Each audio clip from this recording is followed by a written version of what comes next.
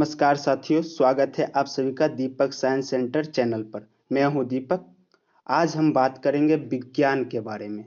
विज्ञान क्या है, इसकी कितनी शाखाएं हैं, इसे हम कैसे परिभाषित करते हैं। तो विज्ञान, जिसका अंग्रेजी शब्द साइंस है, उस शब्द की उत्पत्ति हुई है लैटिन शब्द सिंटिया से। यह एक लैटिन शब्द है साइंस, जिसका अर्थ होता है सिंटिया, मतलब ज्ञान या जानना, नॉलेज, या हम जानते हैं इसके बारे में। तो विज्ञान को सबसे पहले तो जानना जरूरी है। तो इसका एक अगर परिभाषा देखें, हमारे इस भौतिक संसार में जो कुछ भी घटित हो रहा है उसका सावधानी पूर्वक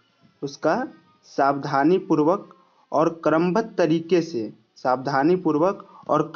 तरीके से किए गए प्रयोग और परीक्षणों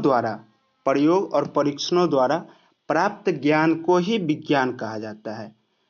पहले तो इसमें प्रयोग किया जाएगा, फिर परीक्षण किया जाता है, फिर जो ज्ञान प्राप्त होता है उसे ही विज्ञान कहते हैं। विज्ञान में प्रश्न पूछना बहुत जरूरी है कि इन चीजों का कैसे निर्माण हुआ, इस प्रकृति में इन चीजों का कैसे निर्माण हुआ, हमारे इस भौतिक संसार में ये कैसे आया। तो इसे ही हम विज्ञान कहते हैं। विज्ञान की दो शाखा होती है।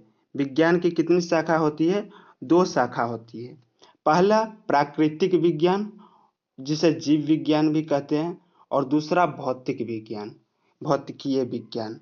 प्राकृतिक विज्ञान में दो भाग हो जाता है। पहला वनस्पति विज्ञान, जिसे बोटनी कहते हैं अंग्रेजी में, और दूसरा जंतु विज्ञान, जिसे जूलॉजी से जानते हैं, और दूसरा भौतिकीय विज्ञान। भौतिकीय विज्ञान में हम दो जानते हैं, पहला भौतिकी फिजिक्स और दूसरा रसायन विज्ञान केमिस्ट्री।